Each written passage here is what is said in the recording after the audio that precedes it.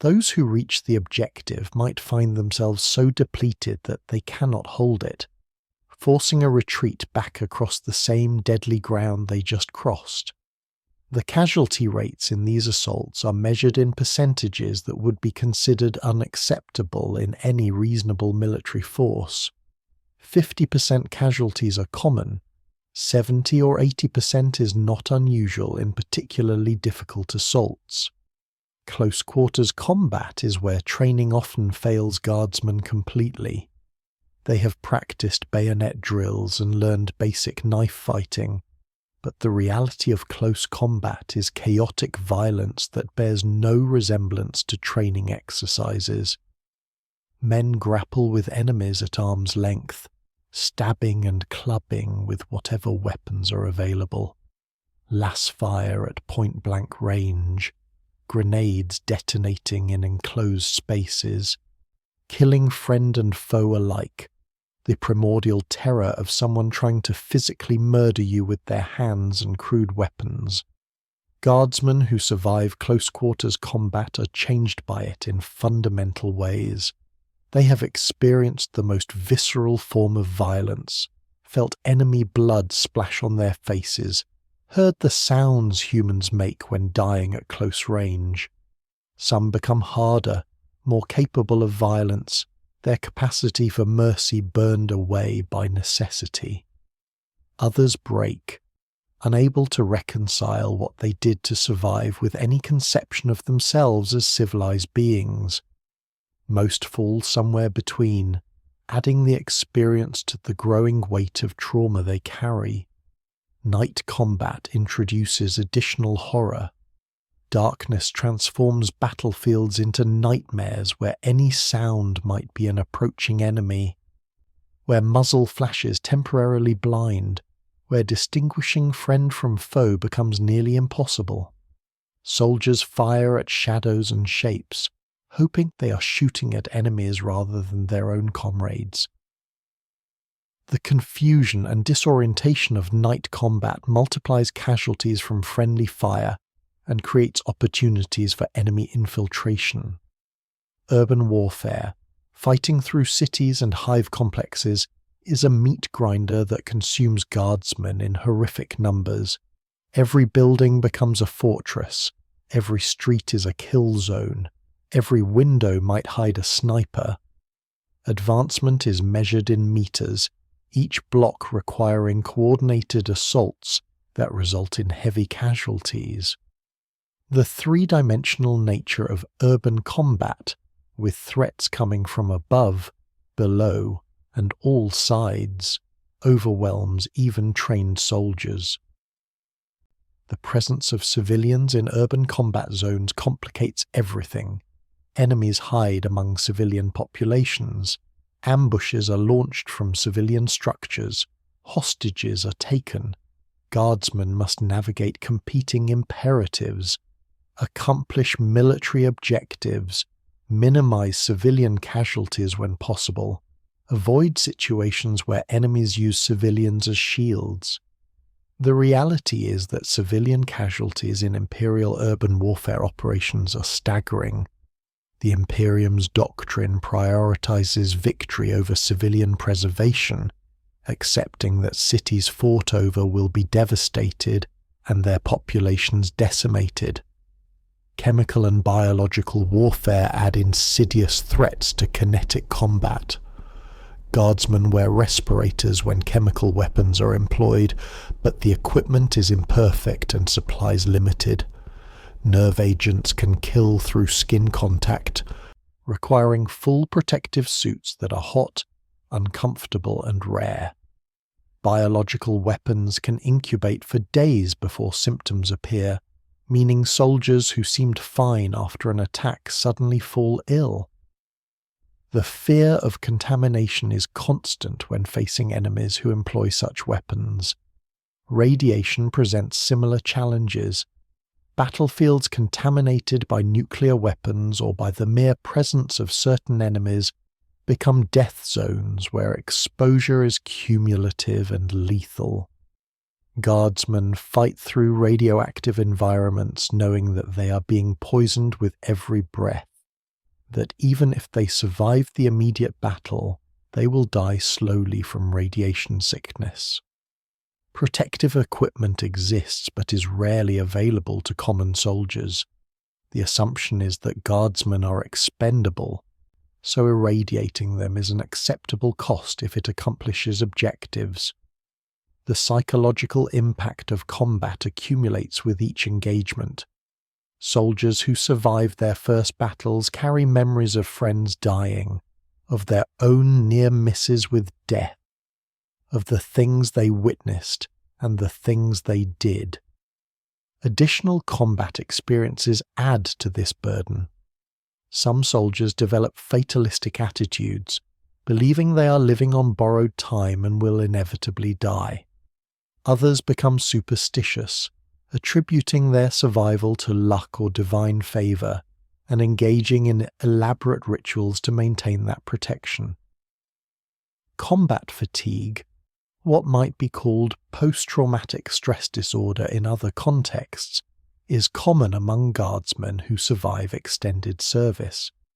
They exhibit symptoms like hypervigilance, explosive anger, inability to sleep, flashbacks to traumatic events, emotional numbing, and difficulty forming attachments. The Imperial Guard has no robust mental health support system. Soldiers suffering from combat fatigue are expected to endure and continue fighting.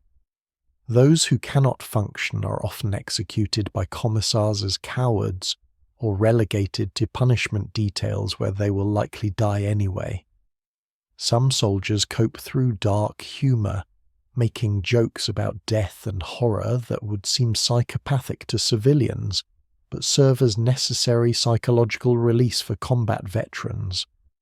They laugh about close calls, mock dead enemies, and develop callous attitudes towards suffering because the alternative is being overwhelmed by the emotional weight of what they experience. This gallows humour is tolerated and even encouraged by officers who understand its function. Others cope through increasing brutality. They stop seeing enemies as beings worthy of any consideration, treating them as targets to be eliminated with maximum efficiency and minimal mercy. They commit acts of violence that exceed tactical necessity, killing enemies who attempt to surrender, mutilating bodies, taking trophies from the dead. This brutalization is concerning to commanders because it can indicate soldiers losing discipline, but it is also understood as a predictable response to extended combat exposure. Drug use helps some soldiers cope with combat stress and physical exhaustion. The Imperial Guard officially provides certain combat stimulants like frenzone, which increases aggression and pain tolerance while decreasing fear responses and higher cognitive function.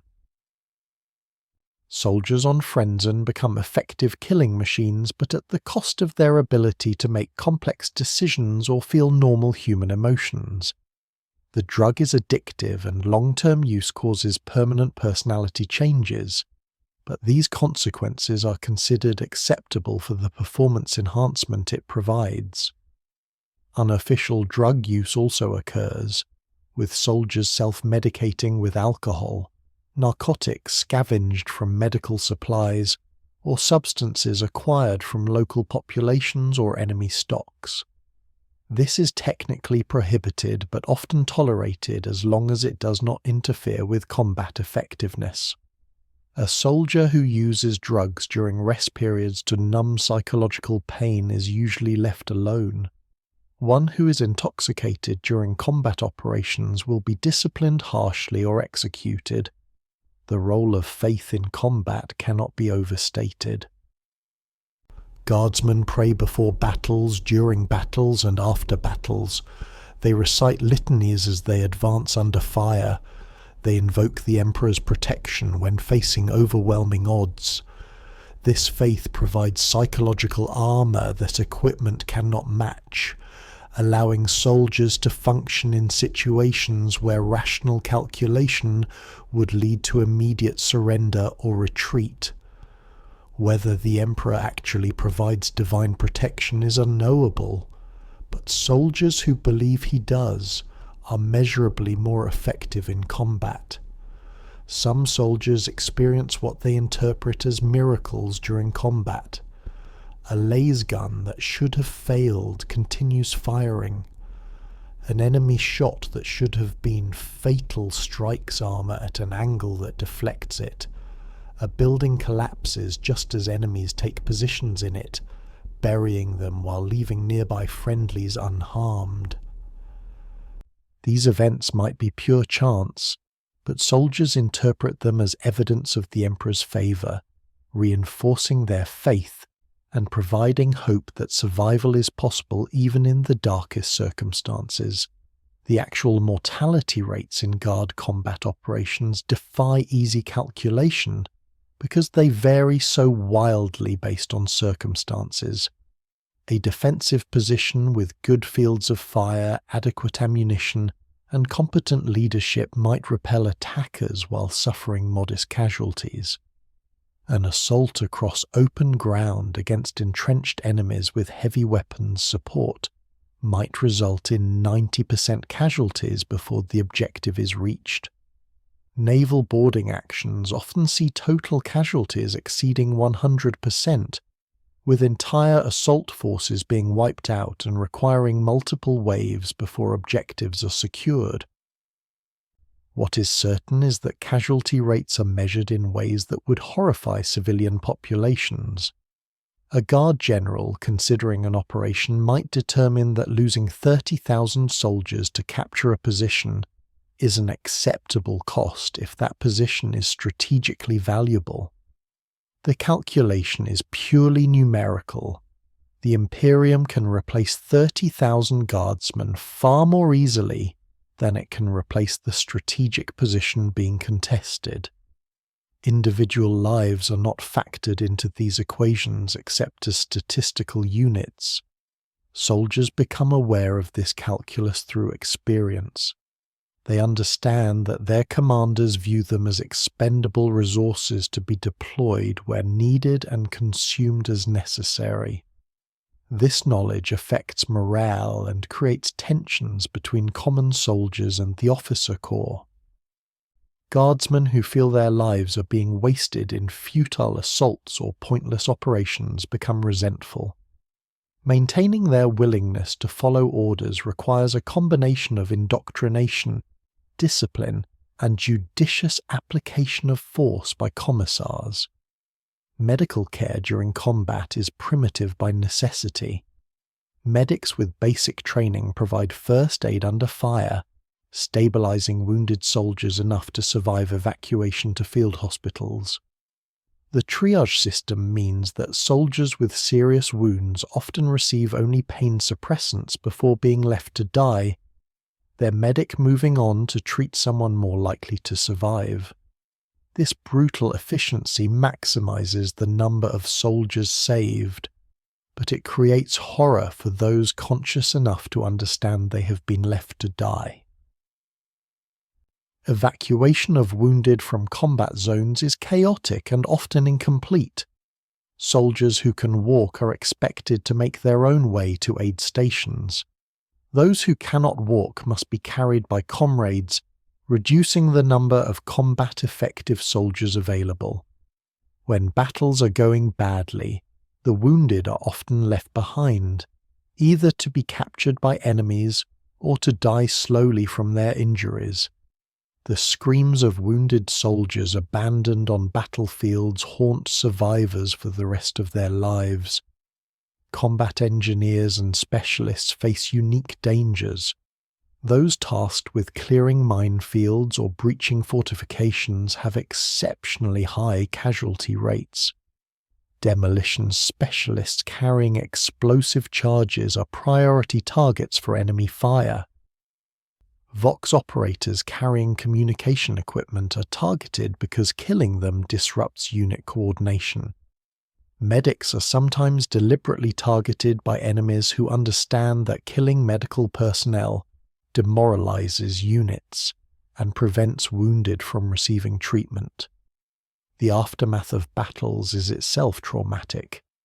Soldiers must police battlefields, collecting identification tags from dead comrades, salvaging usable equipment, and sometimes executing wounded enemies who might otherwise recover to fight again.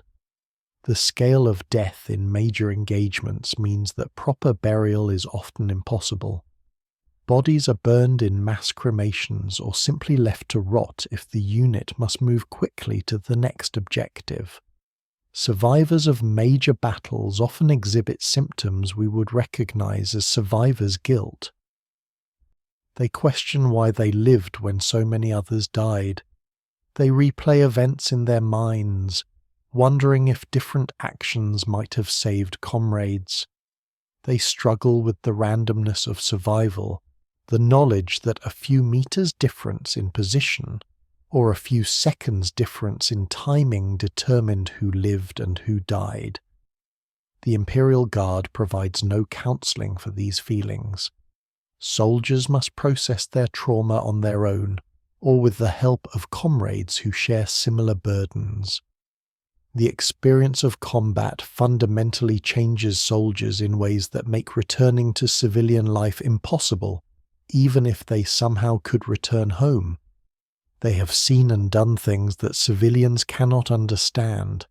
They have been conditioned to react to threats with immediate violence. They have learned to function in environments of constant stress and danger. The skills that keep them alive in combat make them poorly suited for peaceful civilian existence. This transformation is intentional from the Imperium's perspective. Guard service is meant to be permanent precisely because soldiers become too changed by their experiences to reintegrate into normal society. A guardsman who has spent years killing in the Emperor's name, who has been trained to view all non-humans as enemies worthy only of extermination, who has been indoctrinated with the most extreme forms of imperial ideology, would be a destabilizing presence in civilian populations. Better to keep them in service until they die than to attempt the impossible task of rehabilitating them for civilian life. The reality of combat for Imperial Guardsmen is that it is industrial-scale slaughter, where individual lives are meaningless, except as components in larger military formations. Soldiers advance into gunfire because they have been conditioned to obey orders, and because the commissar behind them is more immediately dangerous than the enemy ahead. They fight with inadequate equipment against superior foes because they have no choice, and because faith in the Emperor provides just enough psychological sustenance to keep them functioning. They die in numbers that would be considered genocidal in any other context, but which are simply standard operating procedure for the Imperial Guard. Famous regiments and their fates. The Imperial Guard fields countless regiments, each with its own history, traditions, and specializations. While the vast majority serve and die in obscurity, never recorded in any history beyond dry casualty reports, some regiments achieve such distinction that their names become legendary throughout the Imperium. Examining these famous regiments provides insight into the diversity of the Guard and the various forms of horror that define different types of service. The Cadian shock troops were, until the fall of Cadia, considered the finest conventional military force in the entire Imperium. Cadia was a fortress world positioned near the Eye of Terror, the massive warp rift from which chaos forces constantly threatened to pour into Imperial space. Every citizen of Cadia was raised as a soldier from childhood. The planet's entire society was militarized, with children learning military discipline before they could read and training with lasguns before they reached adolescence. Cadian regiments were characterized by exceptional discipline, superior tactical training, and equipment maintained to standards that other regiments could rarely match. They pioneered many tactics that were later adopted throughout the Imperial Guard. Their distinctive purple eyes, a mutation caused by proximity to the Eye of Terror, marked them as true Cadians. To serve alongside Cadian shock troops was considered an honour by other regiments, and Cadian veterans were highly valued as advisors and trainers. The fall of Cadia during the 13th Black Crusade destroyed the planet but not the Cadian military tradition. Cadian regiments scattered throughout the galaxy continued to fight, maintaining their standards and traditions even without a homeworld to return to. New Cadians are raised on fleet-based assets, and refugee populations settled on other worlds. The phrase, "Cadia stands," became a rallying cry, reflecting the idea that Cadia was not merely a planet, but an ideal that survived the destruction of its physical form. The horror unique to Cadian service came from bearing the weight of being the Imperium's exemplar regiment. Cadians were expected to perform at the highest level in every engagement, to serve as examples for lesser regiments, to never retreat or show weakness. This pressure, combined with being deployed to the most critical and dangerous battlefields because commanders knew they could be relied upon, meant that Cadian casualty rates were often higher than average despite their superior training. Excellence made them valuable, and value meant being used until they were used up. The Death Corps of Krieg represents the opposite extreme of Imperial Guard service. Krieg is a world that rebelled against Imperial authority during the Age of Strife, and was only brought back into compliance through a catastrophic civil war that left the planet a radioactive wasteland. The Loyalist forces used nuclear and chemical weapons to devastate their own world rather than allow rebels to control it. The survivors, racked with guilt over their world's rebellion, dedicated themselves and their descendants to atoning through service to the Emperor. Krieg Guardsmen are raised in underground hive cities, isolated from the contaminated surface. They are indoctrinated from birth with the belief that they exist only to redeem their world's ancient sin through death in the Emperor's service. They wear enclosed environmental suits and rebreather masks at all times, both because of their world's toxic atmosphere and as a symbolic barrier between themselves and the rest of humanity. They are forbidden from showing their faces or speaking unnecessarily. They exist not as individuals but as instruments of atonement. Death Corps tactics emphasize attrition warfare and siege operations. They excel at trench warfare, prolonged sieges, and situations requiring soldiers willing to accept horrific casualties to achieve objectives.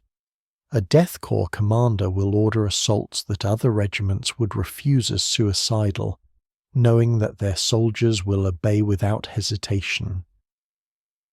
They advance through minefields to clear them with their bodies. They charge into enemy fire without flinching. They hold positions long past the point where any rational force would retreat. The horror of serving in the Death Corps is that soldiers are not merely willing to die but actively seek death as redemption. They do not fear death because they believe it is their purpose. Individual Kriegers have no identity beyond being components of their regiment. They rarely speak, never socialize with other regiments, and show no emotional responses to their comrades' deaths. They are, in effect, already dead men walking, waiting only for the enemy to make it official. The most famous deployment of the Death Corps was the Siege of Vrax, a campaign that deserves its own extended discussion. Vrax Prime was an Imperial armory world, its vast underground complexes storing weapons and ammunition for multiple sectors. When the planetary government fell to chaos corruption, the importance of the world meant that it had to be retaken regardless of cost.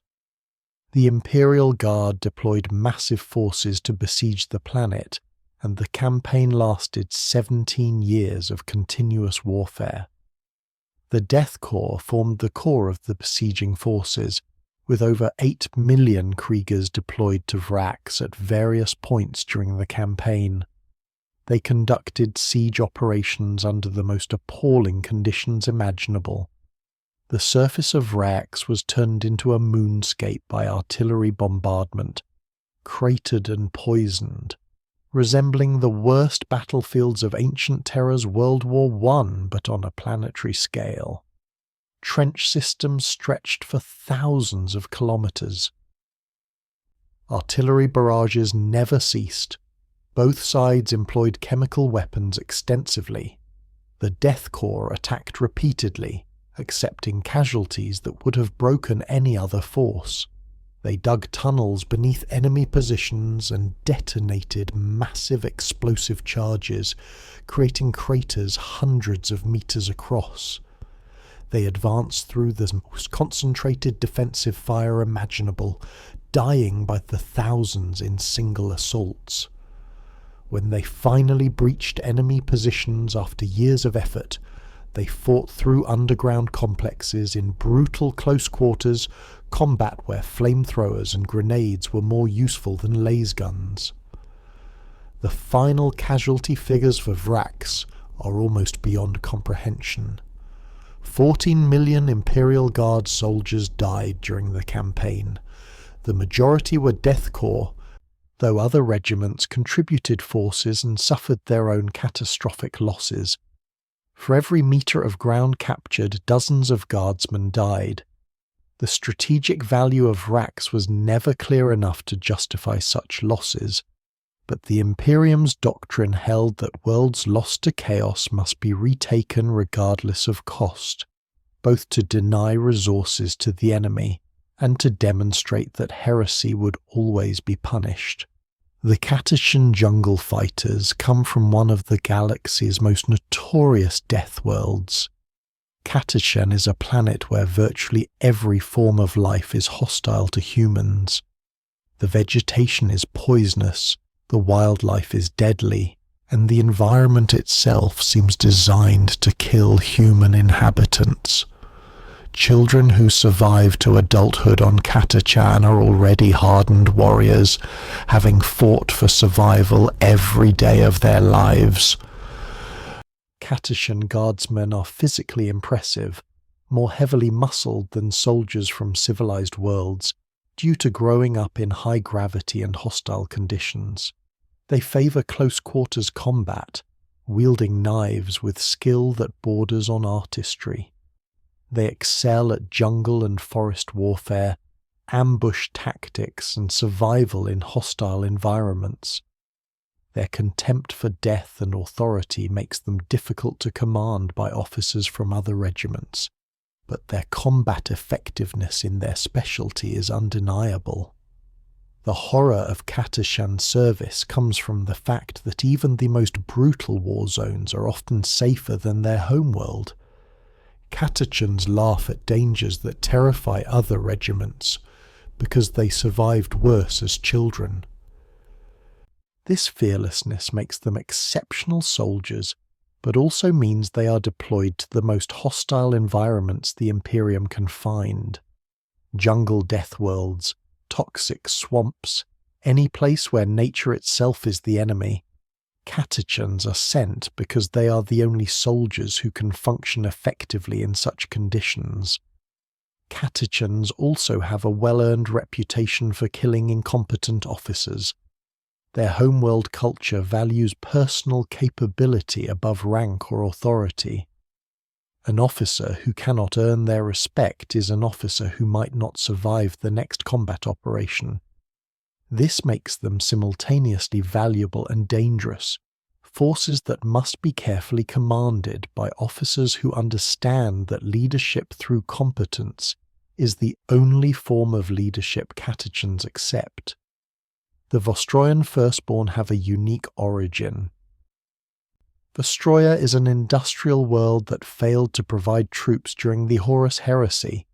instead focusing on manufacturing weapons for other forces. As penance for this failure, every firstborn child from every family on Vostroya must serve in the Imperial Guard. This tradition has continued for 10,000 years, with countless generations of eldest children sent to war as atonement for an ancient failing. Vostroyan regiments are characterized by exceptional discipline and craftsmanship. Their less guns are ornately decorated but functionally superior to standard patterns. Their uniforms feature elaborate ornamentation. They maintain traditions dating back millennia and take immense pride in their heritage. They excel at conventional warfare and are particularly skilled with heavy weapons, reflecting their world's industrial background. The horror of Vostroyan service is the weight of tradition and expectation. Every Vostroyan firstborn knows they are being sent to war to atone for a failure committed 10,000 years ago by people they never knew. They carry this burden while watching their younger siblings remain safely at home. Families have lost their firstborn to war for 200 generations, creating a culture of mourning and sacrifice that defines Vostroyan society. Yet they continue the practice because they believe honor demands it. The Talon Desert Raiders specialize in armored warfare and desert combat. Talon was once a verdant world before the Iron Warriors' Traitor Legion virus bombed it during the Horus Heresy, reducing it to a lifeless desert. The survivors learned to thrive in the harsh desert environment, developing expertise in operating vehicles and fighting in extreme conditions. Talon regiments favor mechanized warfare, deploying large numbers of armored vehicles supported by infantry and transports. They are experts at rapid maneuvers, flanking attacks, and the kind of mobile warfare that desert environments favor. Their culture emphasizes endurance, adaptability, and making the most of limited resources. They can operate effectively with minimal water and supplies, surviving in conditions that would incapacitate soldiers from more hospitable worlds. The horror of Talon service comes from their constant mobility.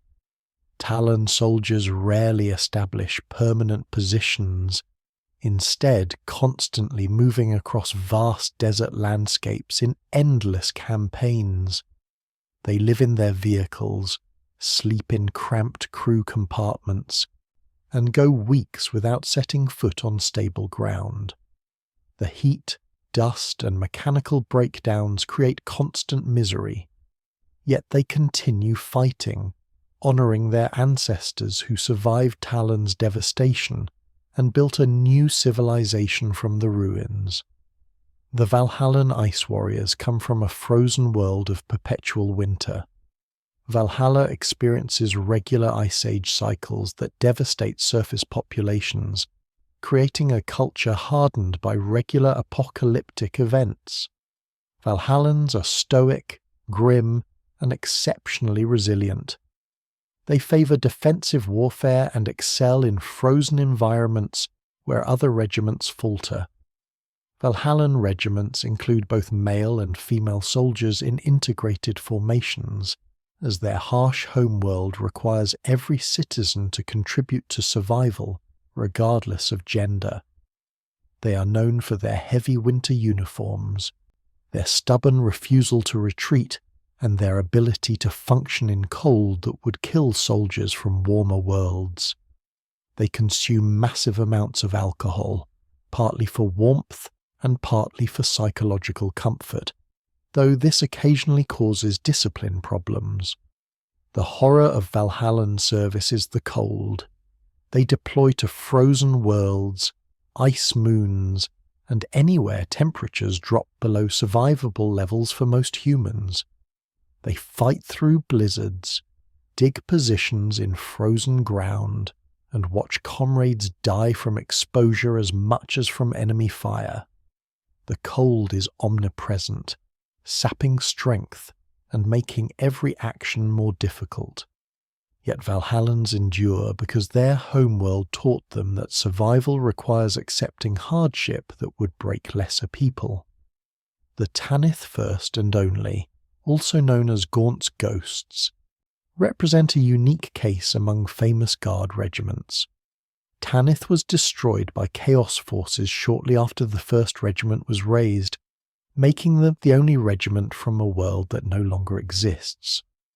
Led by Colonel Commissar Ibram Gaunt, they specialized in stealth and reconnaissance operations, earning distinction in numerous campaigns across the Sabbat World's crusade.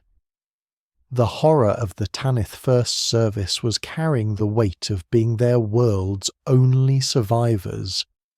They could never be reinforced with soldiers from their homeworld because that world was ash. Casualties were permanent losses, reducing their numbers until they were combined with survivors from other destroyed regiments. They carried their world's memory and traditions, knowing that when the last of them died, Tanith would be truly lost. The Mordian Iron Guard exemplify parade ground discipline and formal military tradition. Mordians come from a tidally locked world, where the sunward side is uninhabitable heat, and the dark side is frozen wasteland. Humanity survives in the Twilight Band, living in vast hive cities where order and discipline prevent society from collapsing into chaos. This background creates soldiers fanatically devoted to military tradition. Mordian regiments maintain perfect formation under fire, wearing elaborate uniforms and conducting warfare according to formal protocols that seem anachronistic but prove effective through sheer discipline. They refuse to break or retreat even when facing overwhelming odds, holding positions long past the point where other regiments would fall back. Their pride in appearance extends even to combat zones, with soldiers maintaining uniform standards that other regiments would consider absurd under battlefield conditions. The horror of Mordian service is the pressure to maintain perfection even while dying. Mordians are expected to stand in perfect formation while being shot, to maintain discipline while watching their comrades cut down, to never show fear or doubt regardless of circumstances. The psychological strain of maintaining this level of control under the stress of combat is immense. Mordians who break under this pressure face execution for cowardice, as any failure of discipline is considered unacceptable. The Armageddon Steel Legion, raised from the hive world of Armageddon, specializes in mechanized warfare and urban combat. Armageddon has been attacked by orcs multiple times, with the most famous being the Second and Third Wars for Armageddon. These devastating conflicts shaped the Steel Legion into forces expert at defending hive cities and fighting in industrial environments. Steel Legion regiments are fully mechanized, with all infantry transported in Chimera armored vehicles.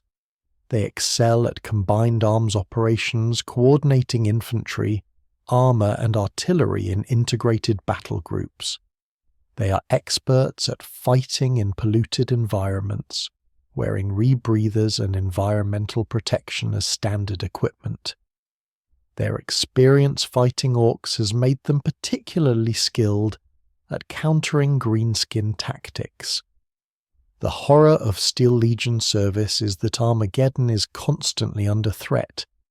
Even when deployed across the galaxy, Steel Legion soldiers know their homeworld faces regular attacks that could destroy everything they left behind. They fight knowing that their families might be dying in orc assaults, that the hives they grew up in might be reduced to ruins. This creates motivation to fight, but also profound anxiety about circumstances beyond their control.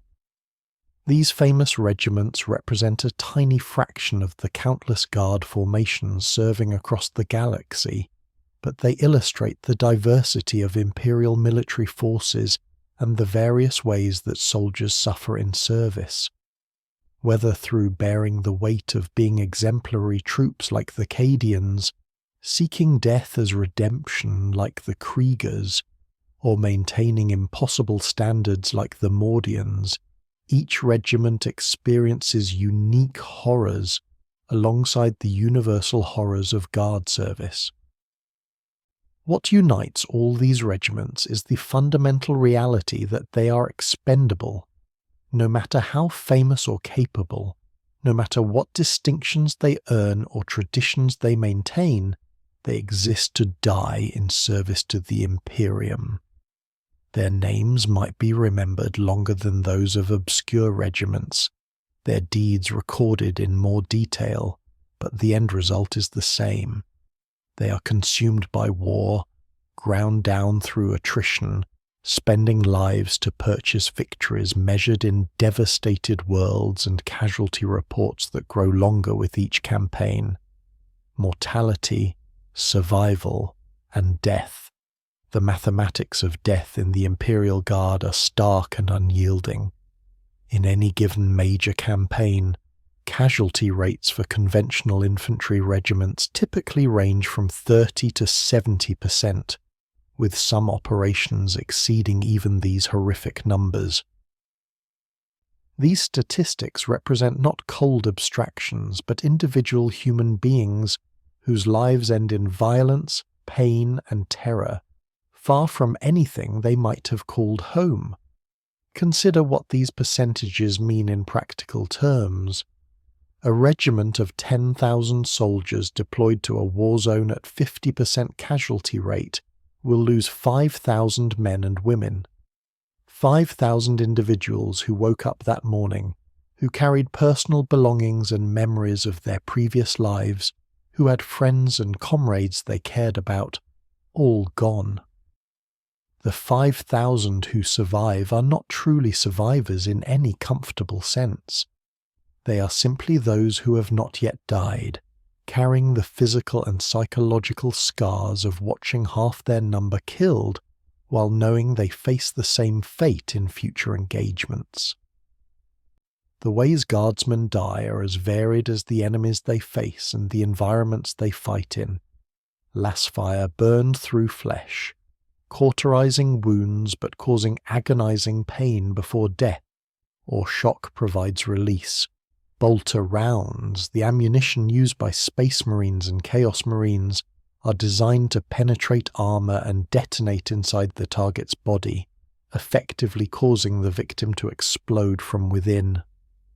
Death by bolter is catastrophic, leaving remains barely recognizable as human.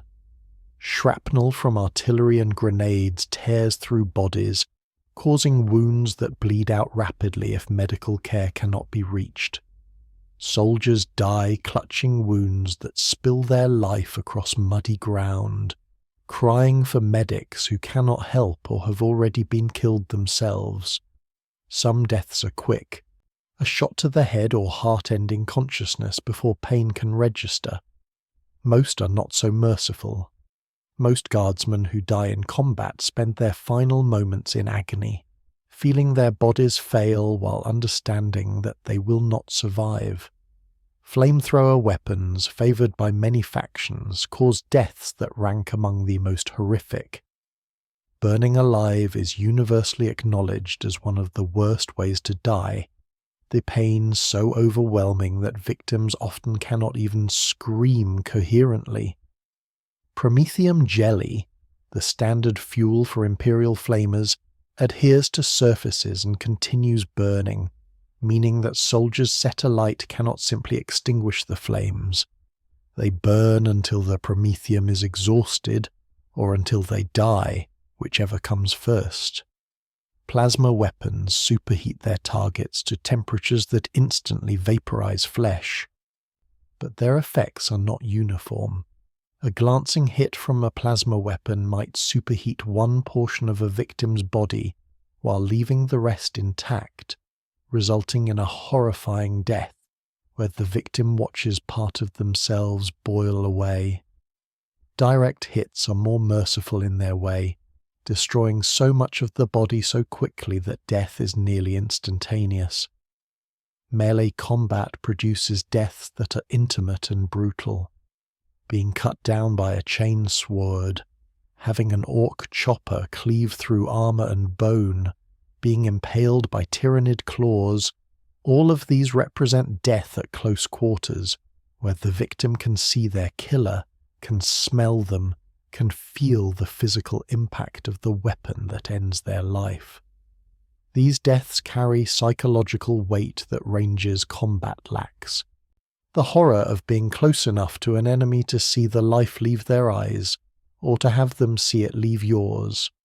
Chemical weapons cause deaths that can take minutes or hours, depending on the agent used. Nerve agents disrupt the body's ability to control muscles, leading to convulsions, paralysis, and eventual respiratory failure as the diaphragm stops functioning. Victims suffocate while fully conscious, aware that they are dying, but unable to do anything about it. Blister agents burn exposed skin and respiratory tissue, causing wounds that fester and can lead to death through secondary infection if the direct effects are not immediately lethal.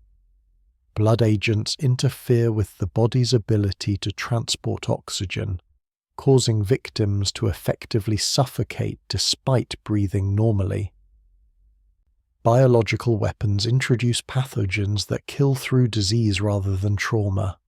Death by Nurgle-blessed plague, one of the most common biological threats in the 41st millennium, involves the body slowly rotting while the victim still lives, their flesh becoming necrotic, internal organs failing, pain receptors overwhelmed by constant agony. Some plagues kill quickly, granting the mercy of rapid death. Others linger, the victim taking days or weeks to die while their body decays around their still functioning consciousness. Radiation poisoning, common on battlefields where nuclear weapons have been used, or where certain Xenos factions fight, causes death through the breakdown of cellular function. Victims experience nausea, hair loss, and internal bleeding as their bodies fail at the cellular level. Death can take days or weeks, with victims weakening progressively until organ failure brings release. There is no effective treatment in most guard field medical facilities, meaning soldiers exposed to lethal radiation doses can only be made comfortable while they die. Environmental deaths claim countless guardsmen. Exposure kills on frozen worlds where soldiers cannot maintain body heat. Dehydration and heat exhaustion kill in deserts and tropical environments. Toxic atmospheres poison those whose respirators fail or are damaged. Vacuum exposure kills on airless moons and in naval combat when hull breaches expose soldiers to void. These deaths are slow enough that victims often have time to understand they are dying, to experience the full horror of their body shutting down while being unable to prevent it. Starvation and disease kill soldiers whose supply lines are cut or whose campaigns extend beyond logistical support. Guardsmen trapped behind enemy lines or in protracted sieges weaken from malnutrition, becoming vulnerable to infections their bodies would normally fight off. Death by starvation is prolonged, the body consuming its own tissues for sustenance, weakening progressively until vital organs can no longer function. It is an ignoble death, far from the glorious martyrdom that Imperial propaganda promises. Capture by the enemy often leads to deaths worse than any suffered in direct combat. Orcs might keep prisoners alive as entertainment, torturing them, or forcing them to fight in gladiatorial contests for orc amusement. Chaos forces corrupt captives or use them in dark rituals where death is merely the beginning of an eternity of suffering. Tyrannids dissolve prisoners in digestive pools, breaking them down for biomass while nerve connections remain intact, meaning victims experience being digested alive. The Dark Eldar, when encountered, take prisoners for their torture chambers where they can extend suffering for subjective eternities. Execution by commissars, while officially not classified as combat casualties, accounts for significant numbers of guard deaths. A soldier accused of cowardice, heresy, or defeatism faces immediate execution without trial or appeal. The commissar's bolt pistol ends their life, their body left as an object lesson to others. These executions are traumatic for witnesses, who understand that they too could be next if the commissar interprets their actions or words unfavourably. Friendly fire kills thousands of guardsmen in every major campaign. Artillery shells fall short, hitting friendly positions. In the chaos of close combat, soldiers fire at shapes they think are enemies, but are actually comrades. Naval bombardment meant for enemy positions hits coordinates, where friendly forces are located due to communication failures. Vehicle crews run over infantry who are in their path and cannot be seen from within armoured compartments. Death by friendly fire carries particular psychological weight for survivors, who must process that their own side killed their friends. Accidents claim many lives even outside of combat. Guard equipment is maintained imperfectly, worked beyond its design tolerances, and used in ways manufacturers never intended. Laser guns explode due to faulty power packs. Grenades detonate prematurely. Vehicles crash or suffer mechanical failures. Soldiers fall from heights, are crushed by collapsing structures, or die from countless other mishaps that have nothing to do with enemy action but are just as fatal. The dying process itself is often prolonged and agonizing. Modern battlefield medicine, even with the resources available to the Imperium, cannot save everyone. Soldiers with traumatic injuries might take minutes or hours to die, lying on battlefields unable to move, watching the battle continue around them while their life slowly drains away. They call for medics who will never come, for comrades who are already dead, for homes they will never see again. Some remain conscious and aware until the very end, experiencing every moment of their body's failure. The psychological impact on survivors of watching comrades die in these various ways is profound and cumulative. Every guardsman carries memories of deaths witnessed, of friends lost to violence that seems senseless in its brutality and randomness. These memories accumulate, building psychological burdens that the Imperial Guard has no real mechanisms to address. The assumption is that soldiers will either cope with these traumas or they will not, and those who cannot cope are removed from service one way or another. What the casualty statistics cannot capture is the individual tragedy each number represents. Behind every percentage point, every data entry in casualty reports, stands a human being whose existence has been ended. They had names, histories, hopes that extended beyond their next combat operation. They left behind people who cared about them, though those people might never learn the details of their deaths, or even that they have died at all. The bureaucracy of death in the Imperial Guard is almost as horrifying as death itself. When a guardsman dies, their identification tags are collected when possible and forwarded through channels that will eventually result in their name being added to regimental casualty lists. But the scale of the Guard means that individual deaths often go unrecorded. Entire squads can be wiped out with no one surviving to report their deaths. Units can be destroyed so completely that no records remain of who was present. In the chaos of large engagements, the dead simply become part of the landscape, buried by subsequent artillery or left to decay where they fell. For those guardsmen whose deaths are recorded, the Imperium issues martyrdom certificates to their families, if those families can be located, and the bureaucracy functions properly. These certificates declare that the deceased died heroically in service to the Emperor and has earned eternal rest in his presence. They are meant to provide comfort and closure. In reality, they are often generic forms with names filled in, arriving years after the death occurred if they arrive at all. Many families never receive confirmation of their loved one's death, left to wonder for decades whether they still live somewhere in the galaxy or perished long ago.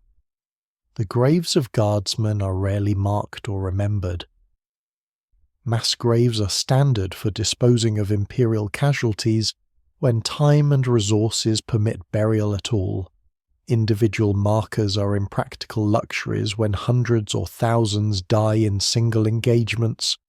Sometimes units erect monuments to their fallen after campaigns conclude. Simple markers listing names or dedicating the monument to all who fell in a particular battle. These monuments might stand for years or centuries, or they might be destroyed in subsequent conflicts that rage over the same ground. On rare occasions, guardsmen are granted what the Imperium considers honours worthy of their sacrifice. A soldier who performs acts of exceptional valour might have their name entered into regimental rolls of honour. Their deeds might be commemorated in ceremony or recorded in unit histories. A very few achieve such renown that their names become known beyond their immediate regiment, achieving a kind of immortality through fame. But these are exceptions so rare that they prove the rule. Most guardsmen die anonymously, their sacrifices known only to those who witnessed them and forgotten when those witnesses die in turn. The survivors carry complex psychological burdens. Survivors' guilt affects many guardsmen who live through engagements that kill most of their comrades. They question why they survived when others died, searching for meaning in randomness or wondering if their survival came at the cost of someone else's life. Some soldiers develop obsessive beliefs about luck or fate, convinced that their survival is temporary and that death awaits in the next battle. Others become reckless, taking unnecessary risks because they feel they should have died already and see their continued existence as borrowed time. Combat veterans often experience what we would identify as post-traumatic stress disorder, though the Imperium has no such terminology. They suffer intrusive memories of traumatic events, reliving deaths they witnessed or horrors they experienced. They startle at sudden noises, maintaining hypervigilance even in safe environments. They have difficulty sleeping, plagued by nightmares when they do rest. They become emotionally numb, disconnected from feelings that once defined their humanity. They struggle with anger and irritability, erupting over minor provocations. The Imperial Guard provides no formal mental health support for these soldiers. The assumption is that faith in the Emperor should be sufficient to carry guardsmen through psychological challenges, just as it carries them through physical danger. Regimental priests might counsel troubled soldiers, but their training emphasizes faith and obedience rather than therapeutic techniques. Most guardsmen who struggle psychologically must either develop their own coping mechanisms or deteriorate until they can no longer function as soldiers. Some guardsmen cope through dissociation, mentally separating themselves from their experiences. They describe feeling as if they are watching themselves from outside their own bodies during combat, observing events without fully processing them emotionally. This detachment allows them to continue functioning, but creates a sense of disconnection from reality that can become permanent. They go through life feeling like spectators to their own existence, unable to fully engage with the present because part of them remains trapped in memories of past traumas. Others cope through substance use, seeking escape in alcohol or other intoxicants when available. The Imperial Guard officially prohibits excessive substance use, but enforcement is inconsistent. Officers often tolerate soldiers who drink heavily during rest periods as long as they remain functional during operations. Some soldiers become dependent on these substances, requiring them to cope with psychological distress and becoming less effective when cut off from supply. Ritualistic behaviors help some guardsmen manage their anxiety about survival. They develop elaborate pre-combat routines, believing that performing specific actions in specific orders will protect them. They carry lucky objects, convinced that these items have mystical protective properties. They recite particular prayers or mantras, finding psychological comfort in the repetition even if the words themselves hold no objective power. These rituals provide illusions of control in situations where soldiers have almost no control over their own survival.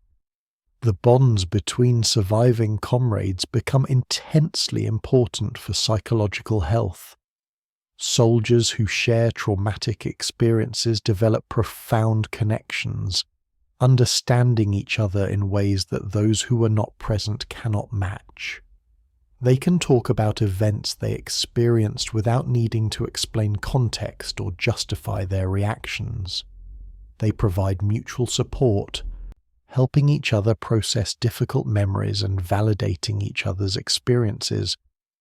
When these bonds are broken by death or separation, the loss can be psychologically devastating. Veteran guardsmen often speak about the strange paradox of missing the intensity of combat even while dreading it. Life during peacetime or rest periods can feel empty and meaningless compared to the heightened awareness and sense of purpose that combat provides. Soldiers describe feeling more alive during battle than at any other time, despite the constant danger. This creates psychological dependence on the very experiences that cause trauma, making it difficult for veterans to adjust to life away from combat, even when given the opportunity.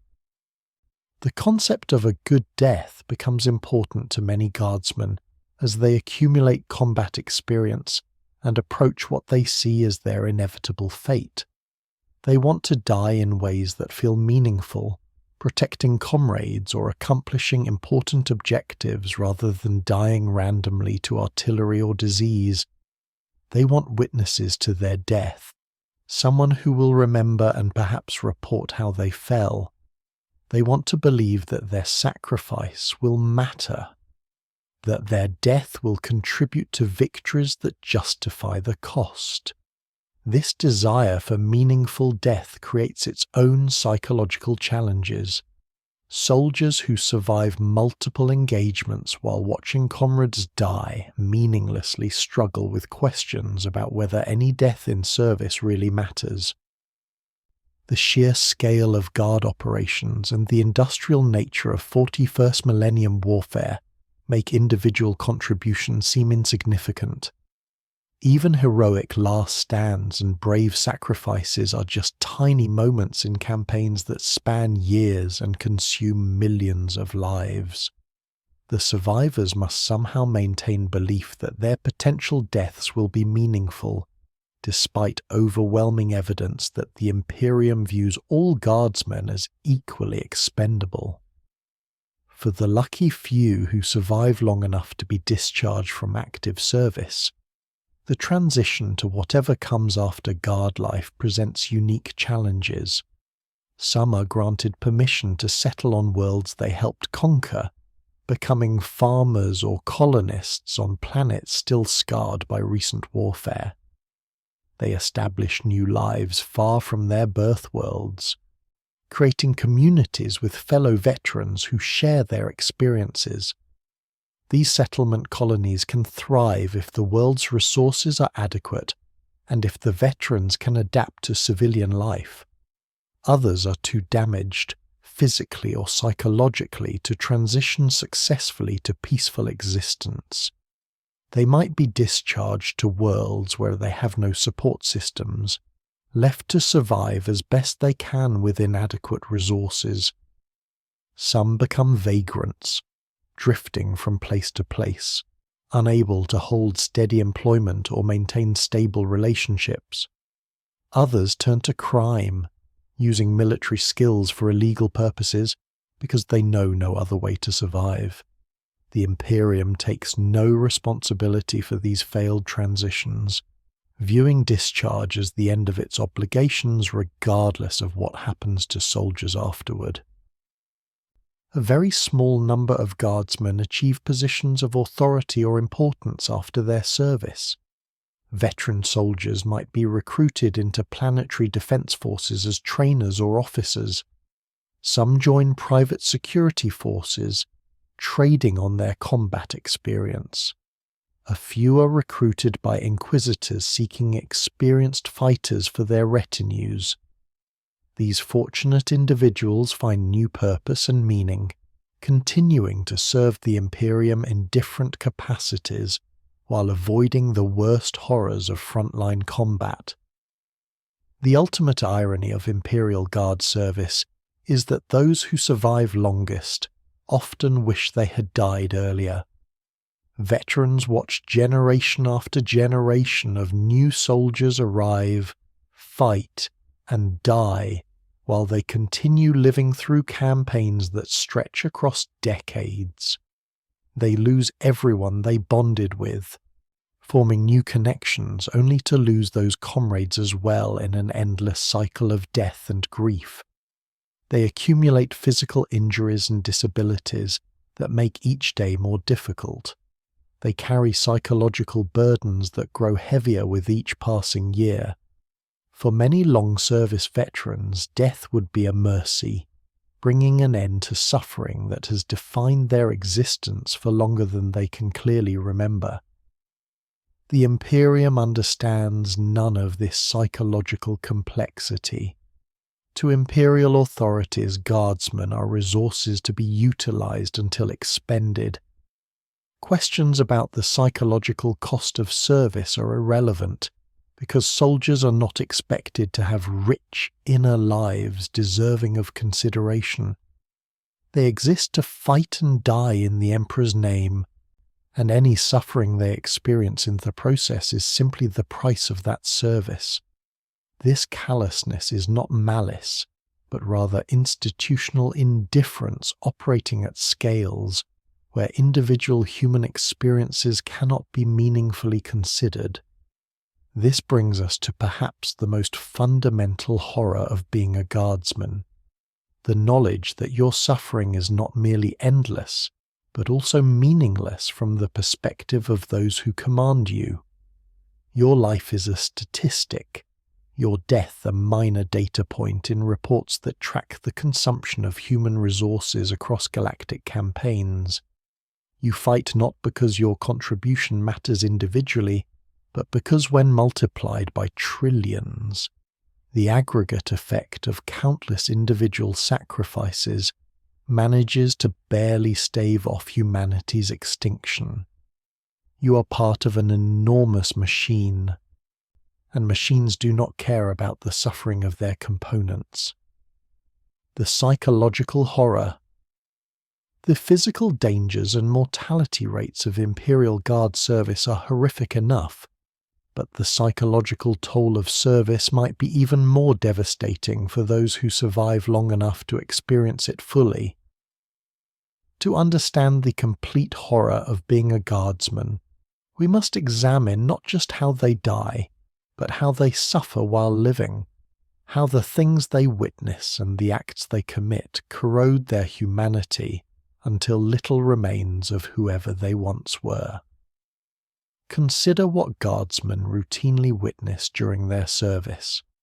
They see human beings killed in every imaginable way, bodies torn apart by weapons, burned by flames, dissolved by acids, infected by plague, transformed by mutation, possessed by demons. They watch friends die slowly from wounds that cannot be treated, listening to their screams for hours or days. They discover mass graves where civilians were slaughtered, sometimes participating in such slaughters themselves when ordered to eliminate populations deemed heretical or tainted.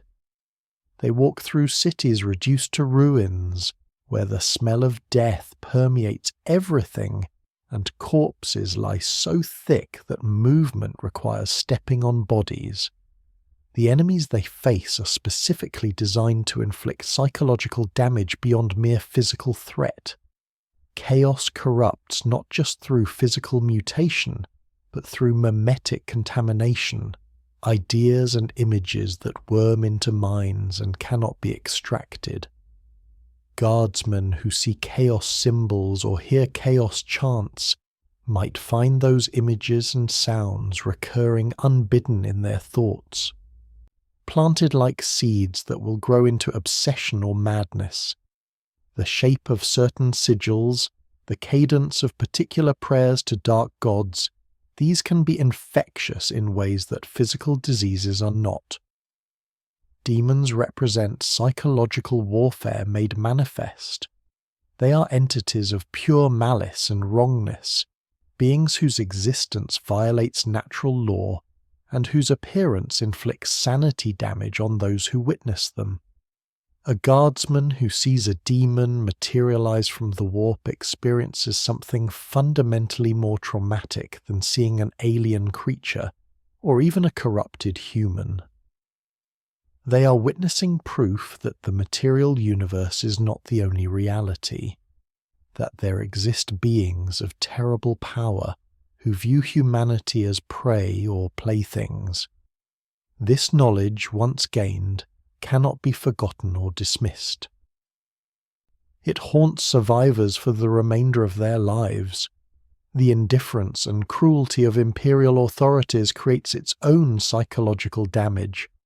Guardsmen are raised to believe they serve a benevolent emperor who values their sacrifice. Combat experience teaches them that the Imperium values them only as expendable resources. They watch officers make decisions that needlessly sacrifice soldiers' lives out of incompetence or political considerations. They see commissars execute comrades for minor infractions or perceived cowardice. They realize that the institution they serve views their deaths as acceptable costs of achieving objectives, that no amount of suffering on their part will earn them mercy or consideration from those who command them. This creates profound cognitive dissonance. Soldiers must maintain faith in the Emperor and loyalty to the Imperium, while simultaneously understanding that the Imperium's representatives treat them with contempt.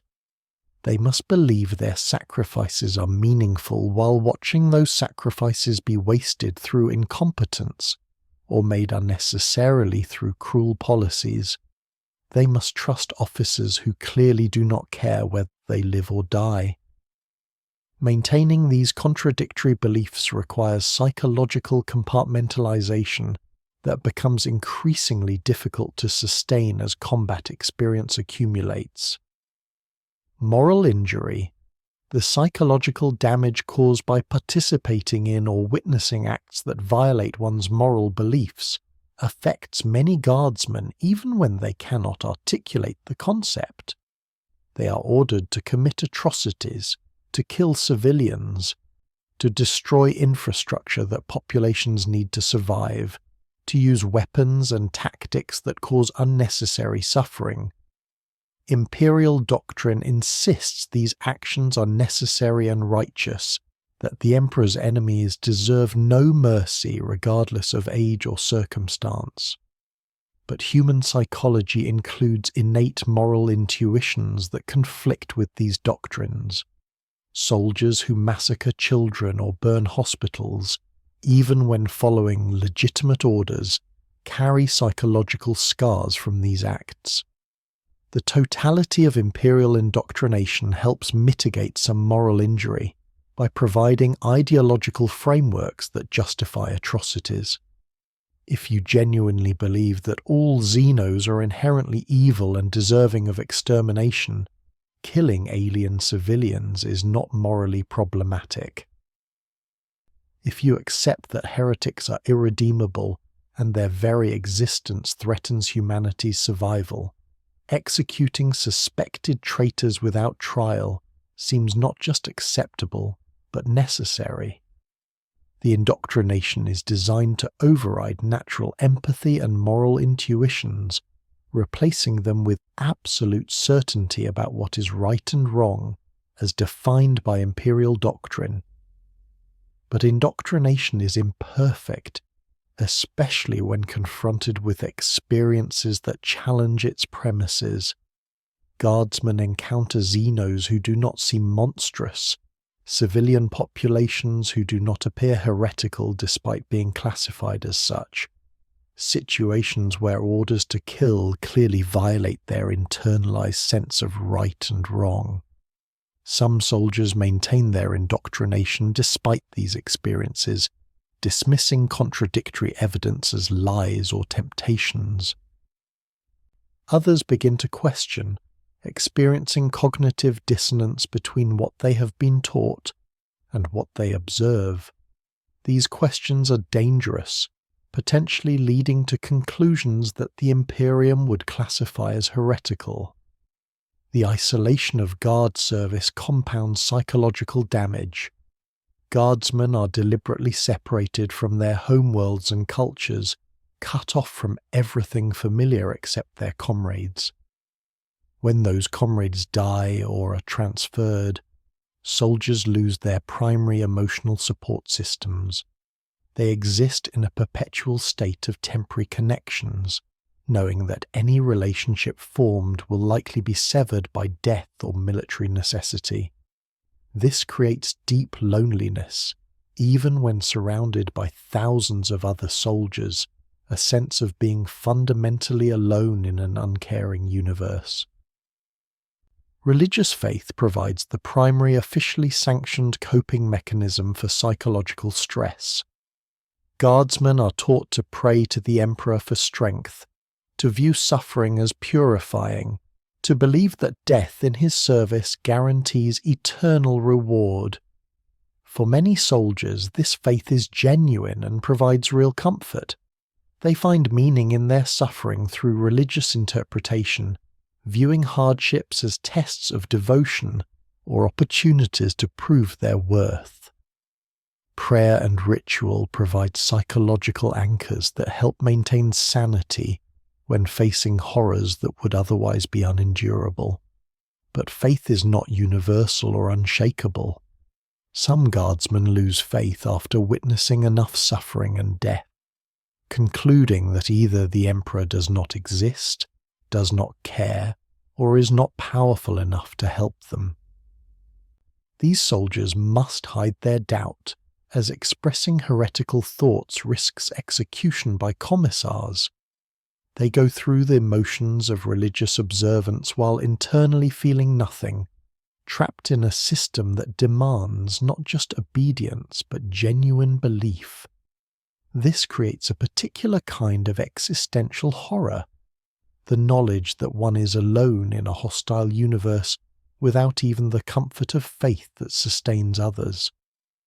The constant exposure to death creates a phenomenon we might recognize as emotional numbing or dissociation. Soldiers who initially reacted with horror and grief to comrades' deaths gradually lose the capacity to feel those emotions. They watch people die and feel nothing. They kill enemies without remorse or satisfaction, just mechanical completion of tasks. They become walking corpses in a sense, biologically alive but emotionally dead, going through motions without experiencing the full range of human feeling. This numbing serves as protection against being overwhelmed by constant trauma, but it also represents a kind of death of the self. Some guardsmen experience disturbing psychological phenomena that suggest their experiences have damaged their minds in ways that cannot be easily categorized. They see figures that are not there, shadows that move when they should not, hear voices when alone. These experiences might be symptoms of stress-induced psychosis, or they might be something else entirely in a universe where the warp exists and human consciousness can be affected by psychic phenomena.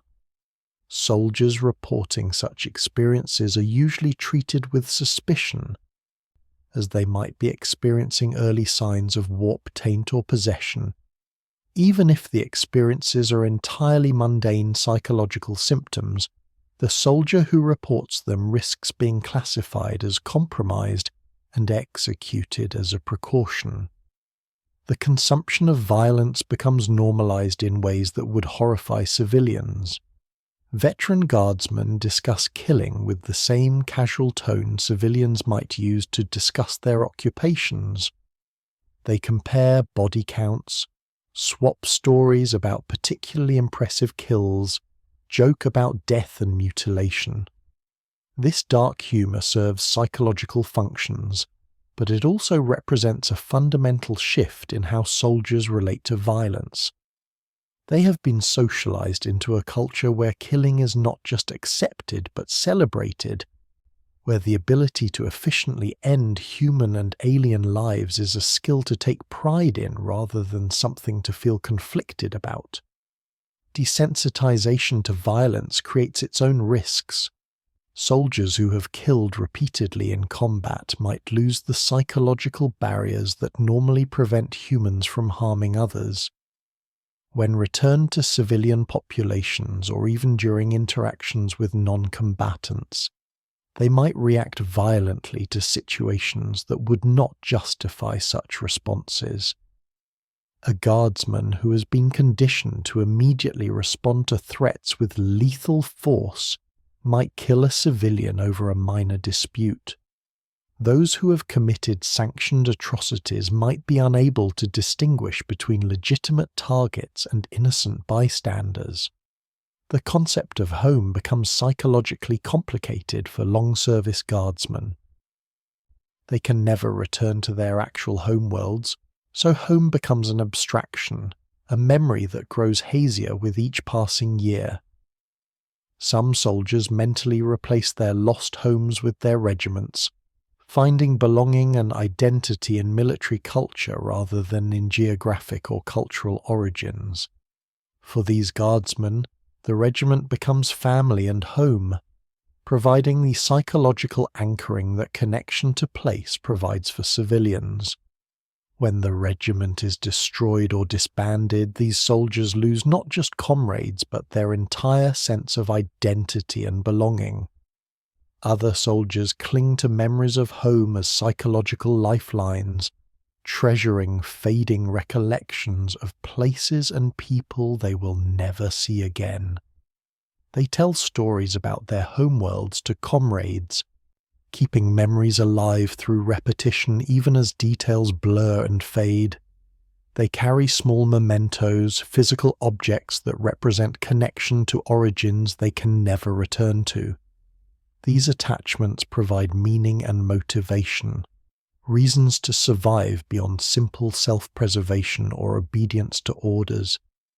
But they also create ongoing grief, constant awareness of permanent loss that can never be reconciled or recovered from.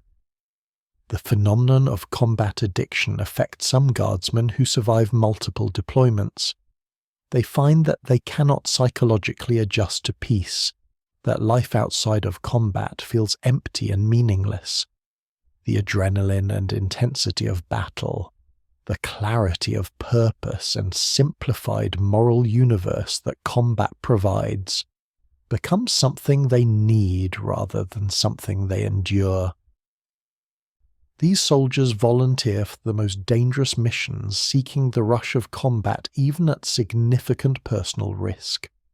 This might appear to be courage or dedication, but it often represents a form of psychological damage that makes normal life intolerable. Survivors who do manage to leave guard service often struggle with the transition in ways the Imperium does not acknowledge or address. They experience intense difficulty adjusting to civilian life, finding that they cannot relate to people who have not shared their experiences.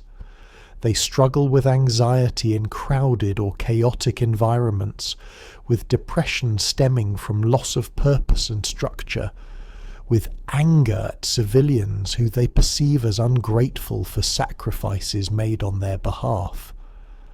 Many veteran guardsmen never successfully integrate into civilian society, remaining psychologically trapped in their military identities long after their service has ended. The legacy of psychological trauma extends beyond individual soldiers. Veterans pass their damage to subsequent generations in subtle and not so subtle ways. Children raised by psychologically damaged parents often develop their own mental health issues, creating intergenerational cycles of trauma. Communities heavily affected by guard recruitment, where large percentages of the population have served, develop cultural norms shaped by collective trauma. The psychological cost of the Imperial Guard's operations ripples outward, affecting not just those who serve but entire populations across the Imperium. The Imperium's response to all of this psychological suffering is fundamentally inadequate. There are no Imperial programs for treating combat trauma. Soldiers are expected to cope through faith and discipline, and those who cannot are discarded as weakness unworthy of the Emperor's service. The institutions that could provide psychological support do not exist because the Imperium does not recognize soldiers' psychological health as worth investing resources to maintain. Guardsmen are cheap and plentiful. If psychological damage renders them ineffective, the solution is replacement rather than treatment. This institutional indifference to psychological well-being creates a situation where psychological casualties might exceed physical casualties in some sense. For every guardsman who dies in combat, others survive but carry psychological damage that diminishes their quality of life for years or decades afterward.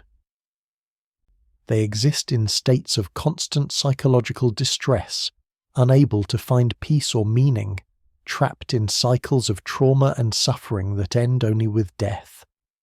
They are casualties of war even though they remain biologically alive, their minds broken by experiences that the Imperium subjects them to and then abandons them to endure alone. The ultimate horror is that all of this psychological suffering is unnecessary from any perspective, except that of an institution that values humans only as resources to be expended. The Imperium could implement policies that reduce psychological trauma. It could provide mental health support for soldiers. It could recognize psychological injuries as legitimate and worthy of treatment rather than signs of weakness requiring elimination. But doing so would require viewing guardsmen as humans rather than as ammunition, and the Imperium's survival strategy depends on being able to treat humans as expendable resources deployed in functionally infinite numbers. The propaganda machine versus reality one of the cruelest aspects of Imperial Guard service is the massive disconnect between how the Guard is portrayed in Imperial propaganda and the actual reality soldiers experience. The Imperium maintains elaborate mythologies about Guard service, narratives designed to make military service seem honourable and glorious rather than what it actually is. a grinding process that consumes human lives in quantities that would be considered genocidal if applied to any other context.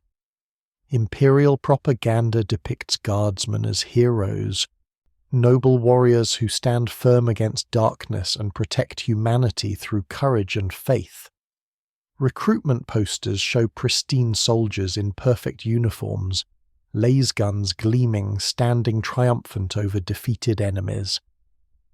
Propaganda stories tell of brave guardsmen achieving glorious victories through faith in the Emperor and dedication to duty. These narratives serve important functions for the Imperium, making military service seem desirable or at least acceptable to populations from which soldiers are recruited. The reality that guardsmen experience bears no resemblance to propaganda promises. They are not heroes but victims, caught in machinery designed to consume them. Their uniforms quickly become filthy and torn, their equipment battered and worn. They spend more time terrified and suffering than they spend triumphant. The enemies they face are not easily defeated obstacles but nightmarish threats that kill them in horrible ways despite their best efforts. Faith in the Emperor does not provide protection against lasfire or prevent disease. Dedication to duty gets soldiers killed following suicidal orders from incompetent officers. This disconnect creates psychological damage beyond what combat itself inflicts. Soldiers raised on propaganda arrive at their first deployments, expecting experiences that bear at least some resemblance to what they were promised. Instead, they discover that they have been systematically lied to about every aspect of what they will face. The enemies are worse than described. The weapons they carry are less effective than advertised. The glory they were promised consists of watching friends die meaninglessly in battles whose larger context they cannot understand. The Imperial infantryman's uplifting primer exemplifies this propaganda in its most concentrated form. This handbook, issued to every guardsman, supposedly contains everything a soldier needs to know about their service. In reality, it is a mixture of basic practical information and outright fabrications designed to make soldiers feel confident and willing to follow orders even when those orders are suicidal. The primer describes enemies in ways that minimize their actual threat levels, provides tactical advice that works only against the weakest opponents, and assures soldiers that their equipment and training are sufficient when they are manifestly not. Consider how the primer describes orcs. It characterizes them as slow, stupid, cowardly creatures easily defeated by disciplined fire. Guardsmen who believe this description are utterly unprepared for their first encounter with actual orcs, who are fast, cunning in their own brutal way, and completely fearless. The cognitive dissonance between primer descriptions and reality can be paralyzing in first combat situations, leaving soldiers frozen in shock when they discover that everything they were told was a lie. The equipment descriptions in the primer are similarly misleading. It assures guardsmen that flak armor will protect them from enemy fire, when in reality flak armor provides minimal protection against most weapons they actually face. It describes the laser gun as a powerful and reliable weapon capable of defeating any foe, when the truth is that laser guns are barely adequate against many enemies and completely ineffective against others. These lies are not accidental but deliberate, designed to maintain soldier morale by preventing them from understanding just how inadequate their equipment actually is. Tactical doctrine presented in the primer works only in the most ideal circumstances against the weakest possible enemies. It assumes that enemies will behave in predictable ways, that supplies and support will be available, that commanders will make rational decisions, that communication will function properly. Combat veterans know that none of these assumptions are reliably true. The tactics the primer recommends will get soldiers killed when applied to actual battlefield conditions, but the Imperium continues issuing the same advice because maintaining the illusion of competence is considered more important than actually helping soldiers survive. The propaganda narratives about Guard heroism and glory are particularly pernicious because they create expectations that can never be met. Guardsmen are promised that their service matters, that they are important contributors to humanity's survival, that their sacrifices will be remembered and honoured. The reality is that individual guardsmen are completely replaceable, and that their contributions are so infinitesimally small in the context of galaxy-wide warfare that they might as well not exist. Promising meaning and delivering meaninglessness is a form of cruelty that compounds the physical horrors of service.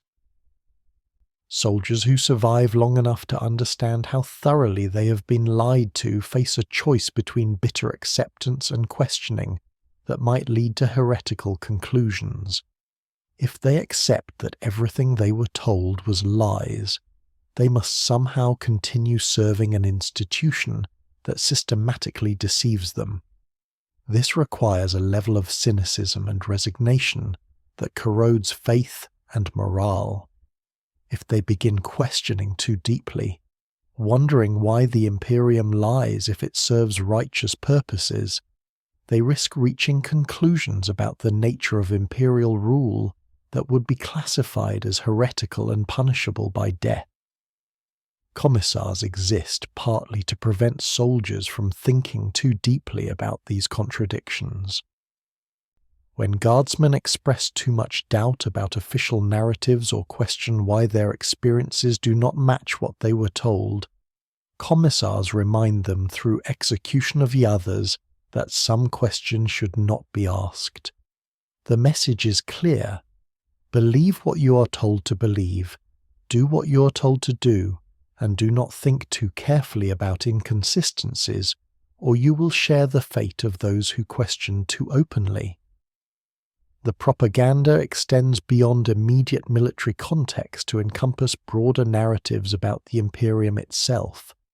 Guardsmen are taught that they serve a benevolent emperor who loves humanity, and that the Imperium exists to protect and nurture human civilization. Experience teaches many guardsmen that the Imperium is often as much a threat to human well-being as any external enemy. They witness Imperial forces destroying human settlements to deny them to enemies. They see populations purged for suspected heresy, based on flimsy evidence. They watch the Imperium's representatives rule through terror and exploitation rather than benevolent governance. This creates moral crises for soldiers whose faith depends on believing they serve righteous causes. How can they reconcile devotion to the Emperor with actions committed in his name that seem fundamentally evil? How can they maintain belief that the Imperium protects humanity when they witness it destroying human communities? The cognitive dissonance is resolved in various ways. Some soldiers conclude that these harsh actions are necessary evils in an hostile universe where any weakness invites destruction. Others develop cynical pragmatism, accepting that the Imperium is brutal but believing it is at least preferable to the alternatives. Still others lose faith entirely but continue serving because they have no choice. The promised glory of guard service never materializes for the overwhelming majority of soldiers. They do not become heroes whose names are remembered. They do not achieve great victories that earn them recognition beyond their immediate units. They do not return home to civilian celebrations of their service. Most guardsmen live and die in complete obscurity. their names never recorded in any history beyond regimental casualty lists that are themselves often lost or destroyed. The promise of glory is revealed as empty, just another lie told to make the reality of service seem more palatable than it actually is. Imperial citizens are given carefully curated narratives about the Guard that bear no resemblance to Guardsmen's actual experiences. They see propaganda images of triumphant soldiers, hear stories of glorious victories, are told that Guard service is a high honour worthy of pride.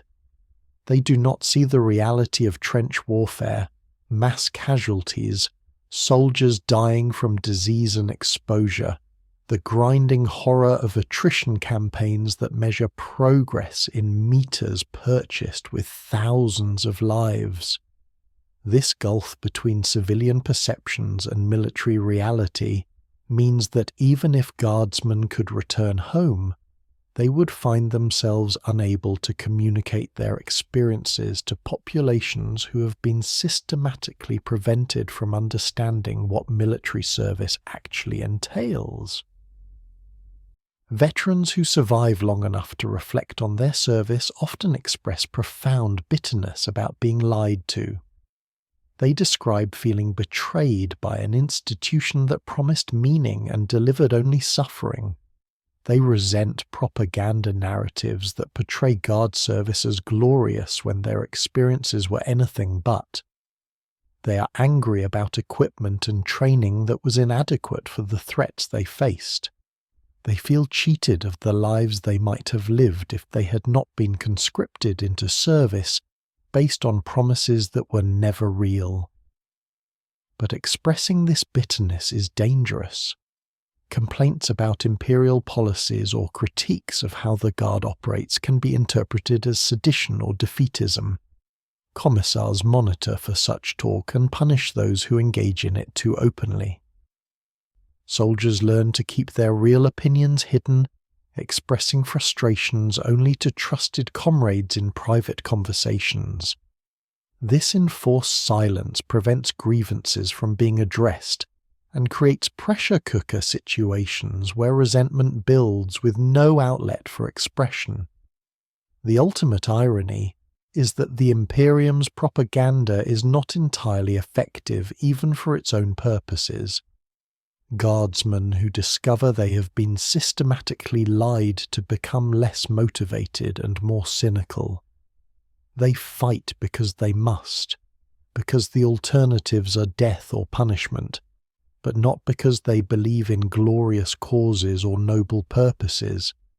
The propaganda that was supposed to make them willing participants in their own exploitation instead creates bitter conscripts who serve under compulsion rather than conviction.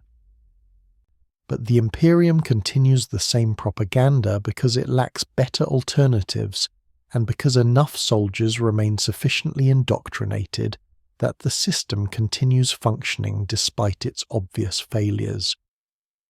We have journeyed through the reality of what it means to be a Guardsman in the 41st millennium, examining the horror from recruitment through training, daily service, combat, and the aftermath for those few who survive.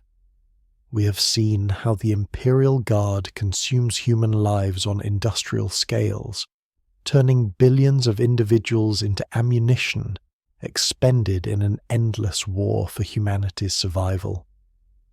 We have witnessed the disconnect between propaganda promises and actual experiences, the psychological toll of constant combat, and the brutal mathematics that treat human beings as replaceable resources. The Imperial Guard stands as the ultimate expression of the Imperium's necessary cruelty. In a galaxy where humanity faces extinction from countless threats, where enemies possess technological and biological advantages that make individual humans nearly worthless in combat, the only viable strategy is to deploy humans in numbers so vast that sheer weight of bodies eventually overwhelms any opposition. This strategy works. in the sense that the Imperium survives while countless other civilizations have fallen, but it works by consuming more human lives every single day than most civilizations contain in their entire existence. Every guardsman is a tragedy. They are taken from their homes and families, subjected to indoctrination designed to make them willing participants in their own exploitation, equipped with inadequate gear, and deployed to battlefields where their life expectancy can be measured in hours. Those who survive long enough to become veterans carry psychological scars that never heal. The lucky ones die quickly. The unlucky ones live long enough to understand exactly how little their lives matter to the institution they serve. But here is what we must remember about guardsmen despite all of this horror. They are the real defenders of humanity in the 41st millennium. Not the space marines with their genetic enhancements and legendary status. Not the Adeptus Mechanicus with their advanced technology. Not the Inquisition with their fearsome authority. The ordinary men and women of the Imperial Guard, armed with laser guns and faith and precious little else, are the ones who actually hold the line against humanity's extinction. They do not have the luxury of enhanced physiology that makes them superhuman. They face the same nightmares as space marines, but with baseline human courage and endurance. They cannot simply teleport away when battles go badly. They must stand and fight or face execution by commissars. They know they are expendable, that their deaths are expected and planned for, that no one will remember their names or mourn their passing beyond their immediate comrades. And yet they stand, they fight, they die by the billions, and the next generation of guardsmen steps forward to replace them. This is the real horror and the real heroism of the Imperial Guard. They are victims of a system that exploits them horrifically, but they are also the reason that system continues to function. Without their willingness to die in essentially infinite numbers, the Imperium would fall within years. Every world humanity holds, every victory the Imperium achieves, every day that terror continues to exist, is purchased with guardsmen's blood spilled on 1,000,000 battlefields across the galaxy. If you have enjoyed this deep examination into the life of an Imperial Guardsman, I would greatly appreciate it if you would like this video and subscribe to the channel. Your support helps me continue creating detailed explorations of Warhammer 40,000 lore, and notifications ensure you never miss new content. Thank you for listening, and may the